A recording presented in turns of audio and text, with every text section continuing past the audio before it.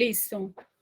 Bueno, shalom a todos, a todas. Estamos aquí en la sede del Beit Midrash Rabbi Moshe Maimón, la sinagoga Darkei Torah. Vamos a hablar acerca de Pesach. ¿Por qué vamos a hablar de Pesach?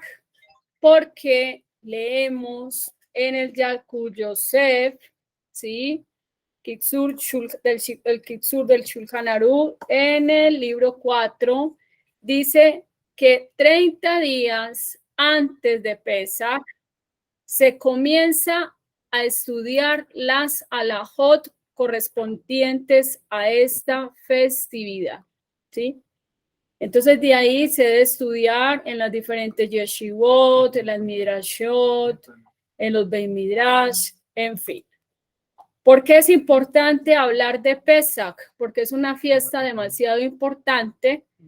Pesach no solamente es de carácter alágico, de oraíta, o sea, de la Torá, sino que también Pesach tiene un mensaje que nos educa, un mensaje que te lleva a reflexionar. Algunas personas en algún momento cuando ya han tenido un trayecto en la vida judía, por ejemplo, se han convertido, ya llevan años, a veces se quejan y dicen, pero es que ya eso me lo sé yo, ¿sí? O ¿para qué necesito estudiar si yo ya eso lo sé? Pero el judaísmo nos enseña humildad.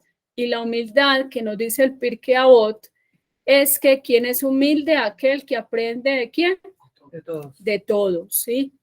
Hasta los más grandes sabios siempre van a estar consultando a uno más grande que él en sabiduría.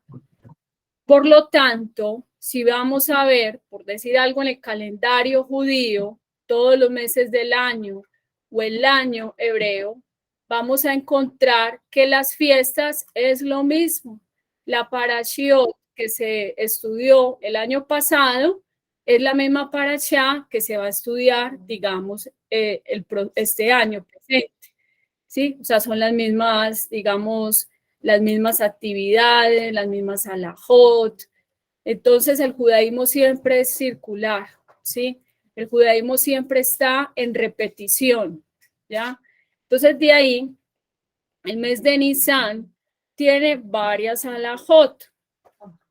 Por lo tanto, vamos a hablar acerca de varias cositas importantes y es que antes de Pesach tenemos Birkat Ailanot, pero en esto no me voy a detener, sino que ese tema ya lo vamos a desarrollar en otra oportunidad, lo va a desarrollar el Rab, pero hay un Shabbat que es antes de la festividad de Pesach, y es el gran Shabbat, como se conoce, o Shabbat Agadol, ¿sí?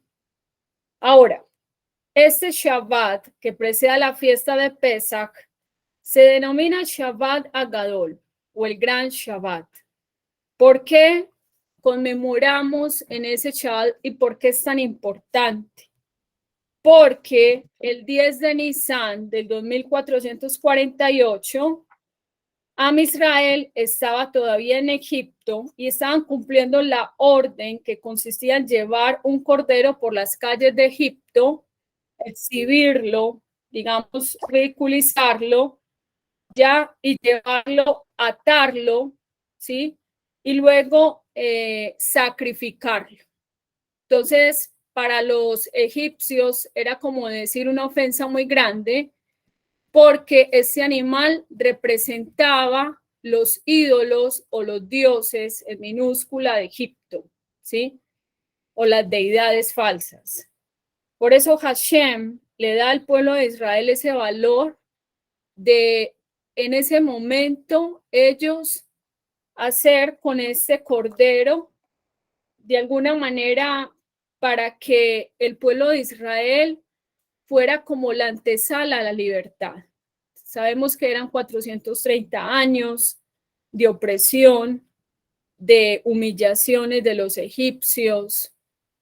A veces vemos 430 años y uno dice, sí, 430 años, pero ya uno viéndolo, digamos que pasa, digamos, un año. Una persona que está secuestrada 1 año, 2 años, ¿cierto? Barminan 3 años, 4 años, 10 años, o que esté en la cárcel, sí, es una vida de angustia, una vida de opresión. Y era no solamente, digamos, un maltrato físico de los misrim a los judíos, ¿sí? Pues a los israelitas, sino que también era un maltrato psicológico. Siempre le estaban diciendo, mira, si tú no obedeces las órdenes de Paró, asesinamos, digamos, a tu familia, ¿sí? Por ejemplo, vamos a reemplazar los ladrillos por los niños, por los bebés. O sea, era una época muy sanguinaria. Am Israel no era dueño de su tiempo, eran esclavos día y noche.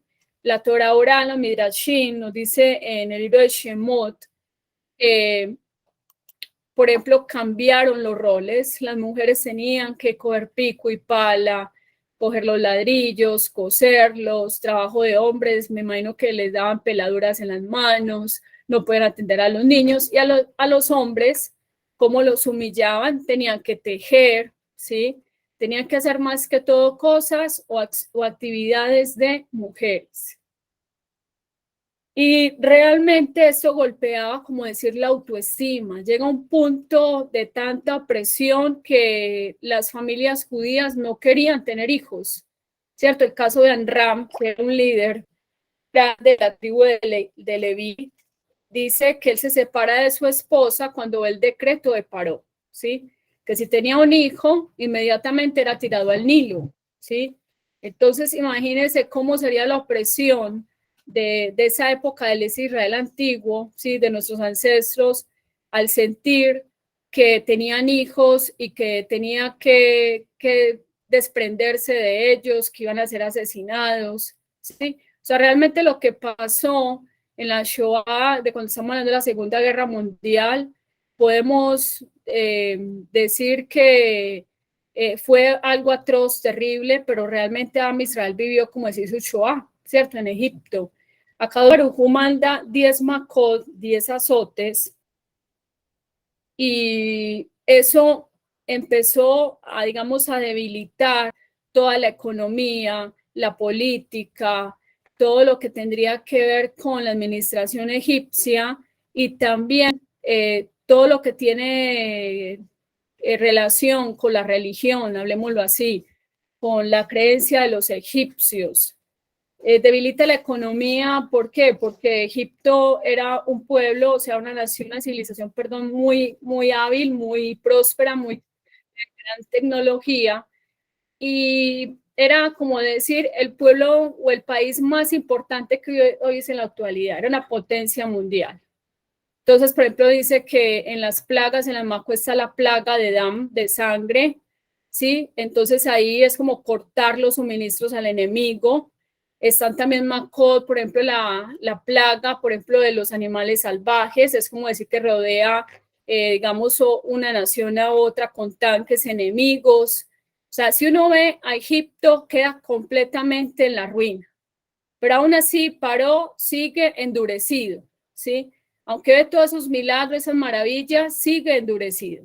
Y aquí tenemos una enseñanza bien bonita, es que muchas veces vemos al personaje de Paró que está endurecido. Y Paró, el Rasha, el malvado, el que no deja al pueblo de Israel, ¿sí? Pero podemos decir que hay un Yetzer Hará interno en nosotros que a veces se comporta como un Paró, ¿sí? O sea, que la persona deja que ese Paró la gobierne, y por más que alusiones del cielo o que pasan cosas en la vida donde te dice, mira, tienes que volverte más humilde, ¿sí? Deja ese ego, trabaja todo lo que tiene que ver con tus midot negativas, y se endurece, ¿cierto? Vamos a encontrar cómo fue el final de Paró. Entonces, tenemos que los Jajamim nos dicen que Paró vio cómo el Hashem, ¿cierto? Divide el mar y en Suf, el mar rojo, pasa Israel en seco, que esa es como decir la última prueba después de la muerte de los primogénitos, sale Israel a libertad, pasa luego el mar rojo, y Paró ve como todo su orgullo, todo su imperio se hunde, ¿cierto? Y esa no es la idea. O sea, Hashem quiere que nosotros seamos receptivos como Moshe Rabbeinu. O sea, hay una enseñanza muy linda, es que Paró siempre estaba endurecido. Y cuando ya Dios, él había clamado, Moshe le había dicho a Hashem, Hashem, por favor, ten misericordia de Paró, ¿sí? Mira que la plaga está muy dura, por favor, quítala. Entonces Akadosh Baruj Hu quitaba su juicio y otra vez endurecía el corazón. Así pasa muchas veces con nosotros, ¿sí? Hashem hace un milagro, nos da bendiciones, pasó la prueba, pasó la angustia, pasó la situación y nuevamente viene ese paró donde no queremos ceder. Sigue el ego, el malagradecimiento, todo lo damos por sentado, pensamos que Dios siempre tiene la obligación con nosotros. Entonces, es una enseñanza. Muchas veces nos portamos como ¿quién? Como Paró, ¿sí? En cambio, Moshe Rabbeinu, que nos enseña, es un personaje de humildad, ¿sí? En la Torá, en los 5 libros de Moshe, dice, y Hashem le habló a Moshe.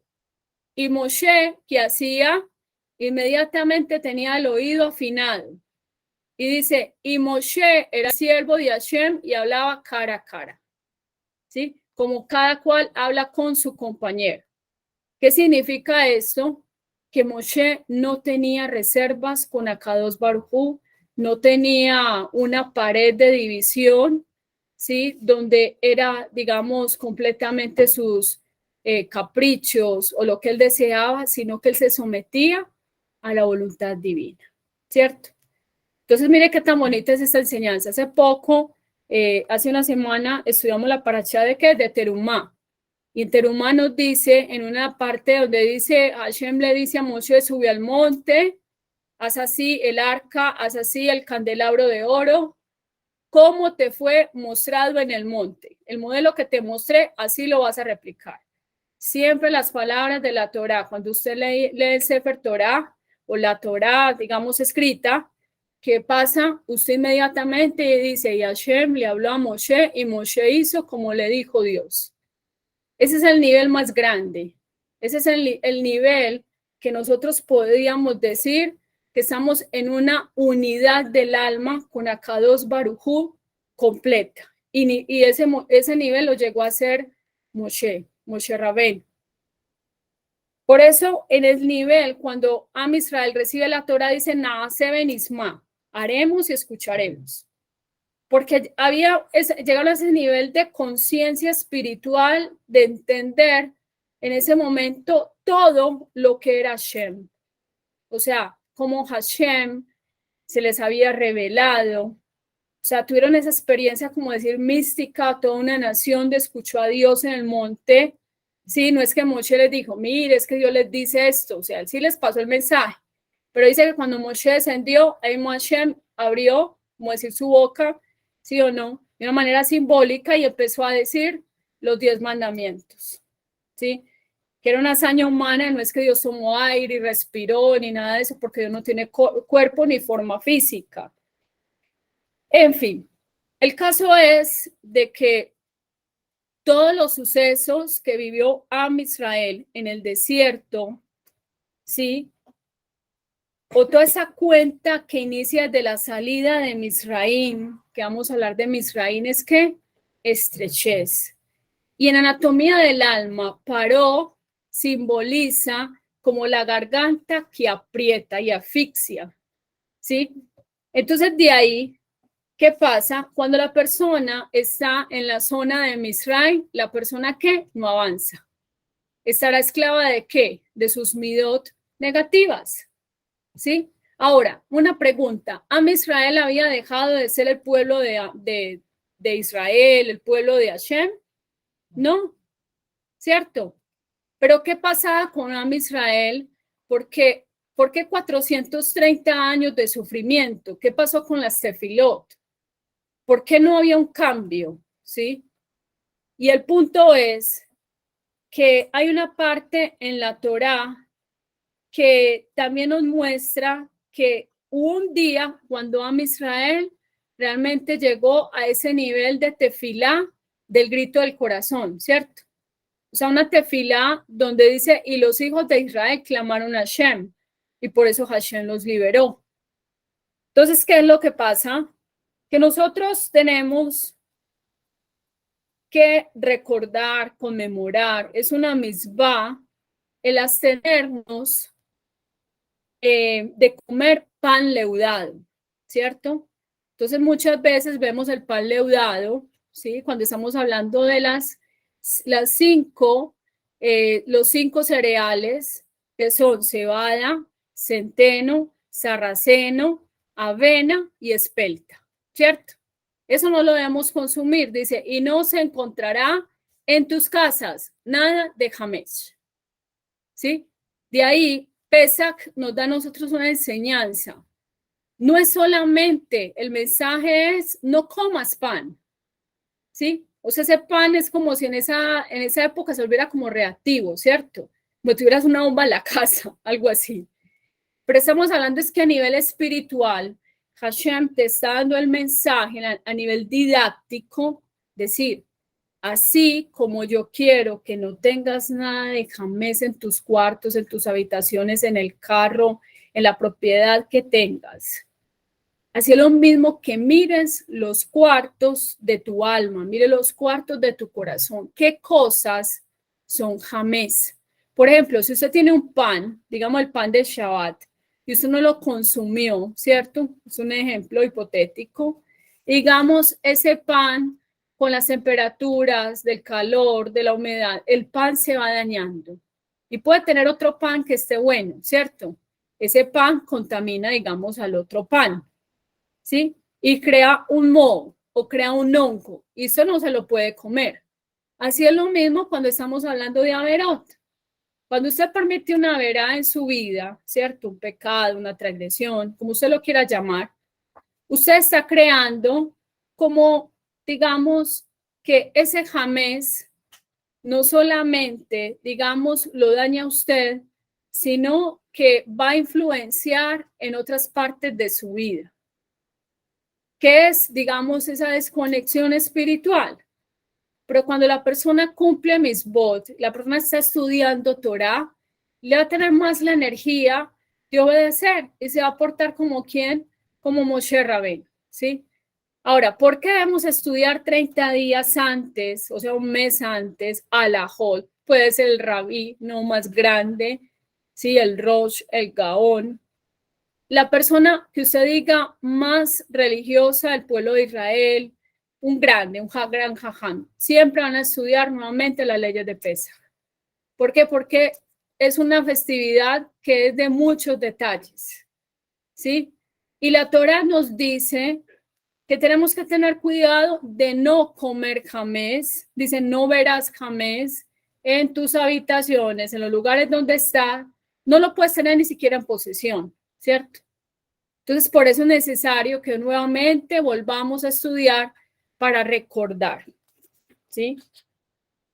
Entonces, ya sabemos que cuando estamos hablando de toda la preparación de Pesaj, tenemos un Shabbat que precede a la festividad. Hay un punto que es Diné Dedica Hametz, ¿sí? Ya hablamos acerca de qué es Hametz. Trigo, cebada, centeno, avena y sarraceno, ¿cierto? Esos cereales, al hacer contacto con el agua, comienzan a fermentarse, alcanzando plenamente al cabo de 18 minutos.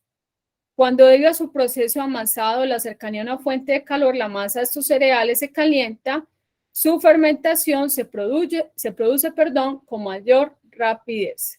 Por eso no debemos abstenernos de comer jamés, que esto incluye pan, pasteles, galletas, pastas, algunas bebidas como cerveza, whisky y vodka. Antes de la noche del 14 de Nisan, se limpian todas las habitaciones, ¿sí? Entonces es bueno ya empezar desde estos días, las que tienen, digamos, casas muy grandes o negocios, empezar a consumir todo lo que sea jamés, ¿sí? Por ejemplo, si usted tiene pastas, si usted tiene harina pan, si usted tiene, por decir algo, para hacer crepes, en fin, entonces ir consumiendo.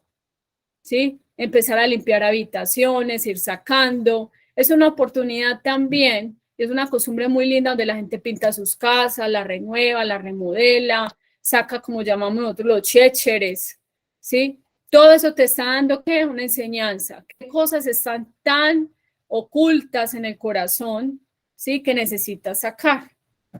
Entonces, muchas veces la gente celebra Pesaj o recuerda Pesaj cada año como pueblo yehudí, pero seguimos igual.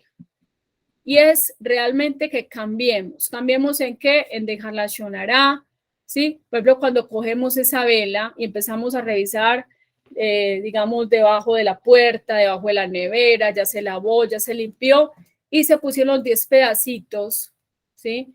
Del jamés o del pedacito de pan, ¿ya? Luego ya habíamos limpiado la casa, la habíamos inspeccionado de todo jamés, pero hay un juego, como decir, didáctico, y es que dejamos los 10 pedacitos, ¿cierto? Para buscarlos a la luz de la vela. Ahí es donde tenemos que conectar y mirar qué cosas todavía en este año están fermentando en el corazón de nosotros por un jamés que no queremos abandonar, ¿sí? Puede ser, vivimos Yom Kippur, mucha gente confesó sus pecados, confesamos los pecados, pero ¿qué pasa? Todavía está, como estamos hablando, la mentira, la shonará, el enojo, el rencor, el resentimiento, ayúdenme, ¿qué otra cosa? La envidia, los celos, ¿sí? Digamos, los niños, la desobediencia a los padres, la rebeldía, ¿sí? El no respetar a los hajamín, el no darse de acá, o sea, hábitos que tienes y que dices es normal, yo soy así, pero realmente te están dañando porque son jamés. Entonces, cada vez que se limpia, que la nevera, que se limpió la cocina, que tenemos que inspeccionar que no quede nada de jamés, que tienes que revisar el corazón.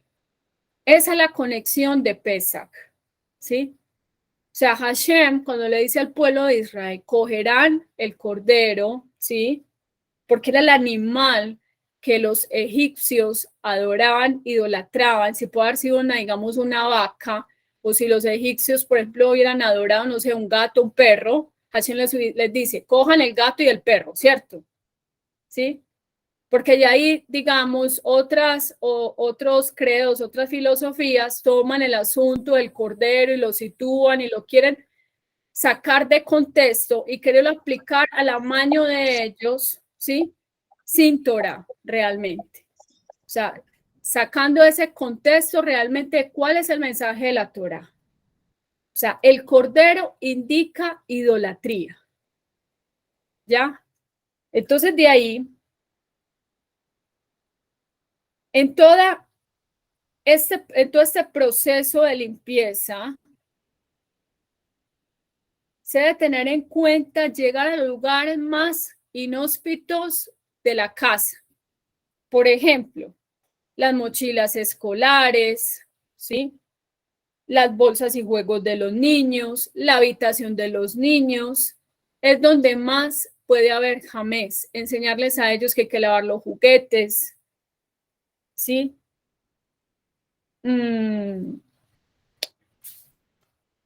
También hacer las compras con tiempo, hacer una lista de chequeo. Por ejemplo, ¿qué necesito para Pesach? ¿Sí? Necesito el matzá, necesito el vino, no se deja para última hora, se consigue con tiempo. O sea, se va pensando y es mejor en esa lista ir poniendo chulitos. Tengo esto, me falta esto, ¿sí?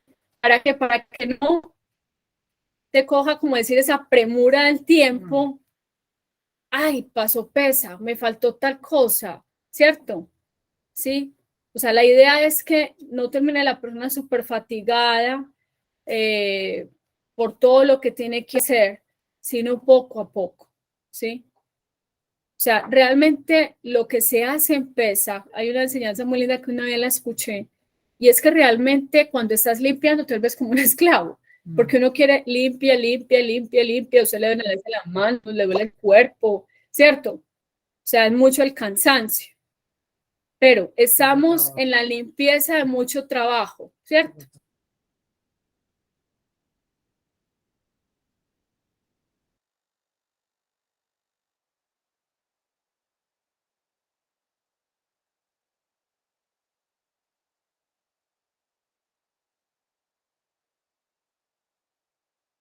Pero bueno, de todos modos, el pueblo de Israel pide a Hashem esa liberación y a Kadosh Baruj Hu escucha y tenemos a Israel libre. Entonces, ¿qué hacemos nosotros? Tenemos esta noche, en el 15 de Nisan, donde nos sentamos, ¿sí? En la silla, nos inclinamos, pero ya nos sentamos como reyes, libres, ¿cierto? Y es lo que quiere Hashem, que realmente disfrutemos esa libertad. Y la libertad no es libertinaje, sino que la libertad es con Torah. O sea, la misma naturaleza nos enseña que la libertad indica que también tiene que haber un límite, ¿sí? Por ejemplo, usted puede tener libertad para comer, pero si usted no se cuida y come harinas y grasas y lo que usted come y otra vez y vuelve y come, ¿cierto? ¿Qué va a pasar? Usted se puede enfermar. O si usted quiere la torta, digamos, de chocolate y usted se come 20 kilos, la va a mandar para el hospital. Usted tiene la libertad de comerse eso, ¿cierto? Pero necesitas un límite. Así lo mismo, por eso fue a la Torá, para que tengamos un límite, ¿sí? Seamos personas libres, pero también un límite que nos va a ayudar a nosotros a dominar nuestro Yetzer Hará. Y por eso necesitamos de la Torá. Ahora, todo lo que tiene que ver con la limpieza de Pesach se extiende a todo lo que llamamos nosotros propiedades. La casa, de la casa se limpia el balcón, las escalas si pertenecen a ella, el antejardín, ¿sí? Se limpia, por ejemplo, en el caso si hay un sótano, si se ha llegado a comer ahí galletas o se han guardado cosas de galletas, de pastelería, de jamés. El carro también se limpia. Si una persona tiene una propiedad fuera de su casa, llámese una finca, no sé, una hacienda, ¿cierto? Y ya, digamos, ha ido a ese lugar, ha consumido productos que tengan jamés, también debe limpiar ese lugar, ¿sí? Todo esto es una preparación, pero la idea es que sea en orden y con mucho shalom, ¿sí? Bueno, entonces como hablando como un recorderis general de la festividad de Pesach, otra actividad muy importante que se hace después de que se encuentra ese jamés, en el 14 de Nisan en la noche, es que tenemos en la víspera del 15 de Nisan, en la mañana, todo el jamés que se sacó, ¿cierto? Que la costumbre es que mucha gente, digamos, lo envasa en vidrio, por ejemplo, digamos que guardó las jalot del año, en fin, ¿qué se hace con ese jamés? Se guarda, lo botamos, se quema. La pregunta es, ¿qué se hace con los objetos de idolatría? Se queman, ¿cierto? Se queman también. ¿Se quema también? Sí, o sea, con libros de idolatría se queman, ¿cierto? Entonces, ¿por qué está diciendo que se tienen que consumir? Porque la idea es que ellos desaparezcan, que sean inservibles, o sea, que no tengan existencia. Entonces es lo mismo para nosotros. O sea, Hashem quiere que nosotros otra vez este año miremos en el interior de nuestro corazón, hagamos una introspección y veamos qué jamás debemos nosotros sacar del corazón. ¿Sí? O sea, sí, cumplimos digamos, la parte del mandamiento, las alajot, pero Hashem lo que quiere realmente es que así como te preparas para Kippur, y empiezas a mirar, yo con qué tengo, digamos, situaciones, ¿cierto? Digamos, malentendidos con una persona, la ofendí o me ofendieron, en fin, la persona se reconcilia. Aquí Hashem te está diciendo, ¿qué tienes en tu corazón? ¿Qué estás guardando ahí? ¿Sí? Y es importante que saques el jamés, que hagas una limpieza total y lo quemes, ¿cierto? Esa es la idea de Pesach. Entonces tenemos que se debe, por ejemplo, en ese caso, se llama el biur jamés, se quema, ya vienen, digamos, los horarios halásicos, en qué momento se va a quemar el jamés, ¿sí? Ya voy, ya les voy a decir en... Tenemos que Pesach es del 6 al 13 de abril, ¿sí? Ya que tenemos un mesecito para empezar desde ya a ir limpiando. También aprovechar. Es que si utensilio yo no lo uso, es que por ahí hace chéchere que tengo por ahí guardado. A veces, por ejemplo, el caso de las mujeres se vuelven guardadoras de muchas cosas, ¿cierto? Vuelve como el guardador o la guardadora compulsiva. Entonces eso no es bueno. Inclusive desde la psicología, al tener tanto chéchere, es mejor regalar o vender, o en fin, aprovechar eso. Y eso también le ayuda a la persona como a despejarse. Otros pintan su casa mientras están limpiando todo lo que es jamés. Una oportunidad de renovarse. Yo llamaría lo que no se necesita. Lo que no se necesita se saca. ¿Qué? La hora para quemar el jamés. Ok, los horarios alágicos se encuentran, por ejemplo, en una aplicación de Chabad, cuando hablan los horarios alágicos, en qué momento, por ejemplo, se hace Beika Jamés, cuando se hace Biur Jamés, en fin. Entonces, es necesario ir estudiando, y les recomiendo mucho en el capítulo 63 del Yalkut Yosef, ¿sí? Donde nos habla acerca de Alajot, Misreje, Mazón, a Kesherin le Pesach. O sea, estas Alajot corresponde a los productos aptos para Pesach. Entonces, recordemos que para Sefaradín, se consume quiniyot, granos, podemos consumir arroz, el askenazí se abstiene de ellos. Sí, ya eso por, digamos, una situación cultural e histórica, el razón del por qué, digamos, el askenazí no consume arroz, no consume granos, pero es necesario, por decir algo, ir organizando con tiempo y comprando, digamos, en las tiendas kasher, provisión, digamos, de tu leche, de su salsa, de su mayonesa, kasher le pesa, ¿sí? ¿Para qué? Para que durante la festividad no tenga usted, ay, no puedo comer quesito porque no es kasher le pesa, ay, qué rico comer de esto, pero no es kasher le pesa, ¿sí? Entonces ir provisionando de todo. Es muy importante, por ejemplo, cuando se trae el arroz a la casa, el nuevo mercado que se tiene, revisarlo por ahí 3 veces. El arroz, que no vaya a tener de pronto algún granito de trigo, en fin.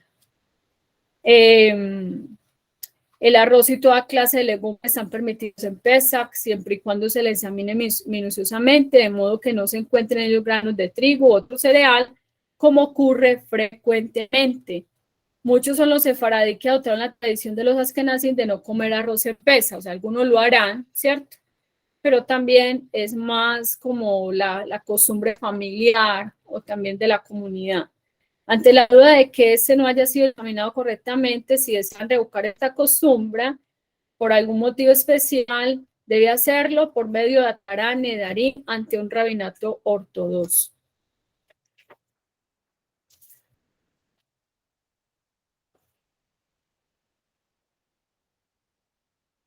Bueno, tenemos otra situación, es que, por ejemplo, digamos, el azúcar está permitido en Pesach, la sal, las frutas secas o frutos secos, debe ser kasher le Pesach, porque lo que pasa es que a veces los fabricantes las empolvoran, ¿cierto?, de harina para que no se pegue, digamos, al empaque, en fin.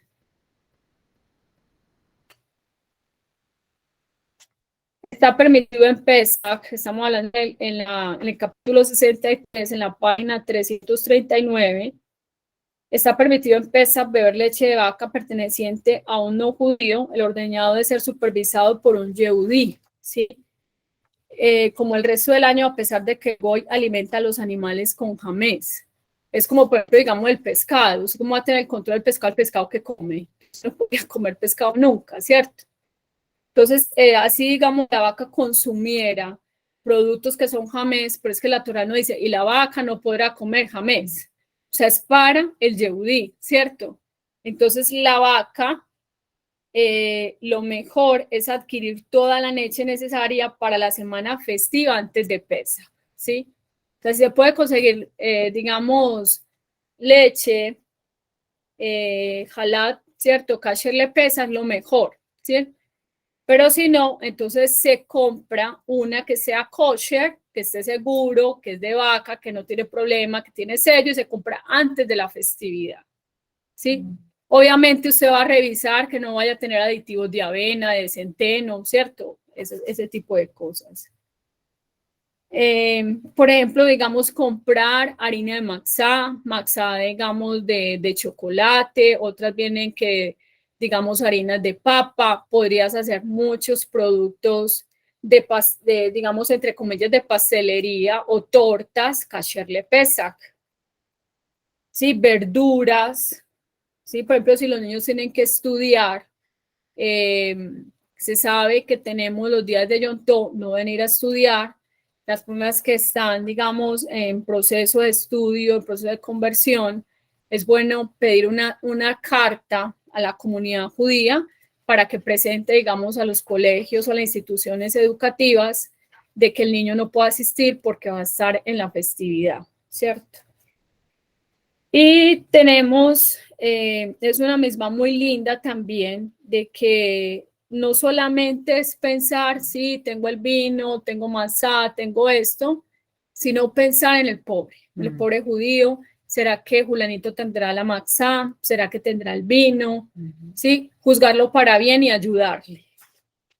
Eso se llama Kinja de Pisja. ¿Qué significa esto? O sea, organizar recolectas o comités para que la persona le ayuden con Sedacá. Bueno, ya vendría toda la parte que en otro capítulo vamos a hablar y es sobre las alajot de Agalá y todo lo que tiene que ver con cacherización de la cocina para Pesaj.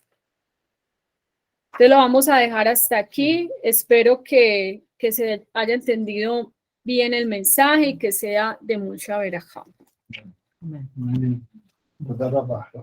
Chao a todos. Pasó. תודה רבה.